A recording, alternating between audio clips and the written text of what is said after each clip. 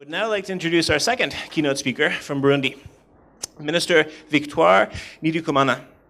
Minister Ndikumana has been involved in Burundian politics for over 2 decades, in which she has held the roles of Minister for Women's and Social Affairs, as well as her current post of Minister for Commerce, Industry, and Tourism. She served as a member of parliament from 1993 until 2010. During that time period, she served from 1998 until 2003 as the chairperson of the Committee for Finance and Budget of Burundi. From 2004 until 2005, she served as the deputy speaker of the Transnational Parliament. In addition to this, she's been a strong proponent for effective and sustainable economic growth in Burundi, particularly through the tourism sector. Aside from her political role, Minister Ndikumana has a number of interests and initiatives in wider society. She was the chairperson of the East Africa Community Sectoral Council on Tourism and Wildlife, for example, in 2011. 2011 is an interesting year as well because it was actually the first time that Burundi participated in this big ITB tourism exhibition, which is taking place this week. Not only was it the first time that they participated, but they actually won that year Best Exhibition Award for Africa. So in that sense, it's a new tradition for Burundi to take part in ITB, but we're very happy that you are, and we're very happy also that you've extended the honor to us to come and to speak at the Institute for Cultural Diplomacy today. So I would ask you all to please join me in a very, very sincere welcome for Minister Victoire Ndikumana. Thank you.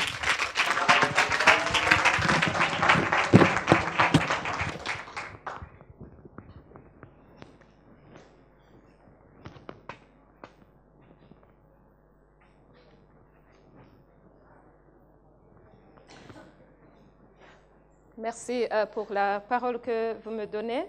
Excellences, Mesdames et Messieurs les ministres Siriana, Mesdames et Messieurs les chefs de mission diplomatiques et des organisations internationales, Monsieur le directeur de l'Institut pour la diplomatie culturelle, distingués invités, Mesdames et Messieurs.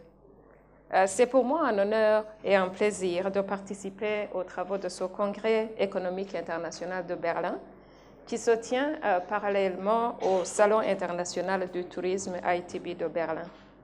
Qu'il me soit donc permis de remercier sincèrement M. Mark Donfried, directeur de l'Institut pour la diplomatie culturelle, d'avoir invité mon pays, le Burundi, à cette importante conférence dont le thème cadre bien avec les ambitions et les préoccupations de mon pays. L'objet de cette communication est de vous informer sur les initiatives prises par le gouvernement du Burundi pour améliorer le climat des affaires et sur les opportunités d'investissement au Burundi. Mais avant d'entrer dans le vif du sujet, je voudrais revenir un tout petit peu sur le cadre politique et social du Burundi. Juste un petit rappel parce que notre ambassadeur l'a déjà dit. Après bien des années de crise, les Burundais ont négocié et signé un accord de paix en août 2000. Cet accord a jeté les bases des principes fondamentaux consensuels de gestion démocratique du pays et de partage du pouvoir entre les différentes composantes de la population burundaise. Des élections générales ont été organisées en 2005 et en 2010, dotant ainsi le pays d'institutions républicaines et démocratiques stables. Les autorités du pays, du sommet à la base, s'attellent aujourd'hui à la reconstruction sociale et économique du pays. Des mesures sociales en faveur de la population ont été prises et produisent déjà des résultats. Il s'agit de l'éducation gratuite pour tous les enfants en âge scolaire et des soins de santé gratuits pour les enfants de moins de 5 ans et des mères enceintes. Excellences et distingués invités, Mesdames et Messieurs, dans le domaine économique, des réformes importantes sont en train d'être menées en vue de réduire la pauvreté et de générer une croissance économique soutenue. Dans le temps, le secteur public a joué un rôle prépondérant dans l'animation de la croissance économique au Burundi. Mais depuis quelques années déjà, le désengagement de l'État du secteur productif en faveur du secteur privé et la libéralisation de l'économie constituent les axes fondamentaux de la gestion économique du pays. De ce fait, la vision Burundi 2025 et le cadre stratégique de croissance et de lutte contre la pauvreté CCLP2 font du secteur privé le moteur du développement et d'une croissance accélérée.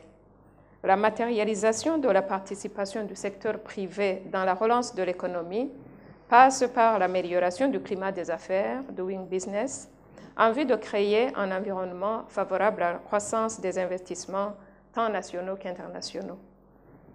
Il passe également par le développement de mécanismes novateurs de soutien aux investisseurs privés et le développement du partenariat public-privé et de dialogue avec ses partenaires.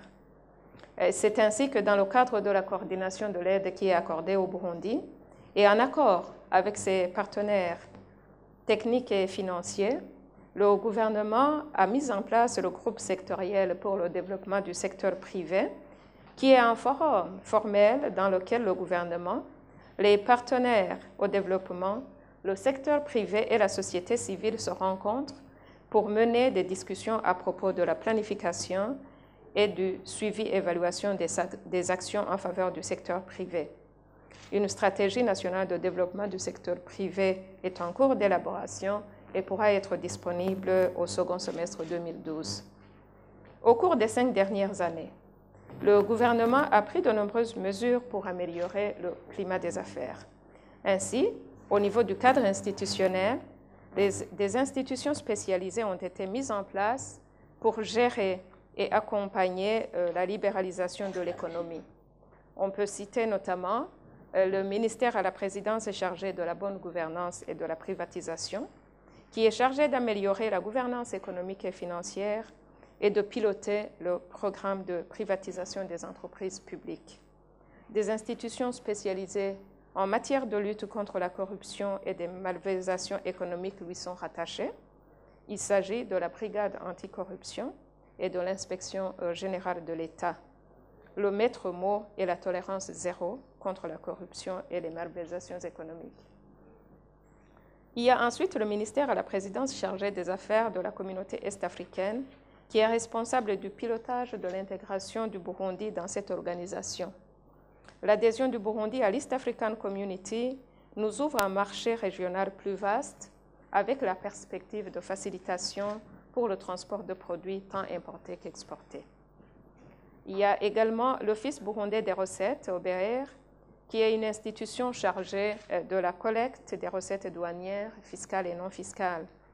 La mise en place de ce service permet d'harmoniser les procédures de collecte des recettes avec les autres pays de l'East African Community, mais également un traitement rapide des dossiers et un accroissement des recettes de l'État.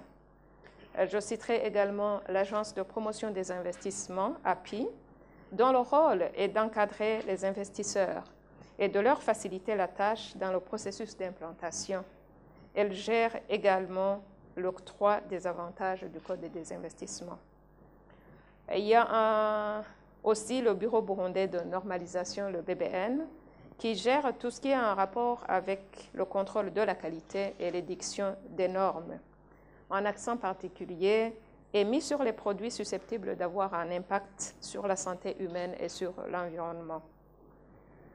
Nous avons également comme institution le cadre de dialogue et de concertation pour un partenariat secteur public-secteur privé qui a été institué en juin 2008.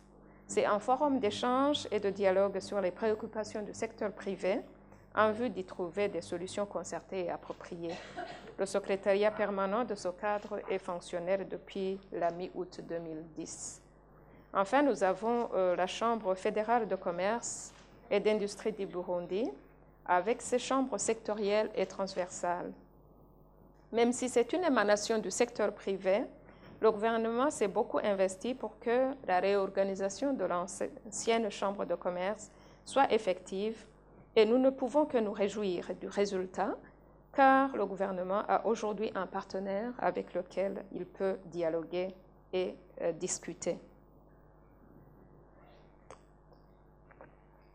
Excellences, distingués invités, mesdames et messieurs, au niveau du cadre légal et réglementaire, un bon nombre de lois régissant les activités économiques ont été revues et modernisées en vue de s'adapter au contexte changeant du développement économique et de répondre aux préoccupations des opérateurs économiques et des investisseurs. On peut citer entre autres la révision du Code de commerce, de la loi sur la concurrence, la loi sur la faillite et le concordat judiciaire. Il y a également le Code des douanes avec un tarif extérieur commun EAC, East African Community, dont les taux sont de 0% sur les biens d'équipement et les matières premières, 10% sur les produits intermédiaires et 25% sur les biens de consommation. Nous pouvons citer également le Code des sociétés privées et à participation publique, qui a été promulgué le 30 mai 2011 et qui introduit des innovations importantes en rapport avec la gestion transparente, la mise sur pied des organes sociaux et surtout la protection des actions minoritaires. Il y a également le Code des investissements qui a été adopté en 2008 et qui est fondé sur une politique ouverte et libérale pour encourager l'entrée et l'établissement des investissements directs étrangers, sans oublier l'investissement local. Sa gestion est simplifiée et a été confiée à l'Agence de promotion des investissements. Nous pouvons également signaler qu'il y a un régime de zone franche qui existe pour encourager la production à l'exportation. Au niveau de la simplification des procédures administratives, des réformes du doing business ont été entreprises en vue de réduire au minimum le nombre de procédures administratives, le coût ainsi que la durée d'obtention des documents. Un guichet unique pour la création de sociétés est déjà fonctionnaire à partir de ce mois de mars. Des structures de réforme du doing business mises en place en novembre 2010 ont travaillé d'arrache-pied pendant les 5 premiers mois de l'année 2011 sur 4 indicateurs, à savoir la création d'entreprises, la protection des investisseurs, l'octroi du permis de construire et le transfert de propriété. Alors que le Burundi était classé à la 181e place sur 183 pays dans le rapport Doing Business 2011 de la Banque mondiale, il a gagné 12 places en se classant à la 169e place sur 183 pays en 2012. Le Burundi a été donc classé en 7e position parmi les 10 pays les plus réformateurs au monde. Une mention particulière mérite d'être signalée au niveau de l'indicateur protection des investisseurs, où le Burundi est passé de la 153e place à la 46e position en 2012, soit une progression de 107 places.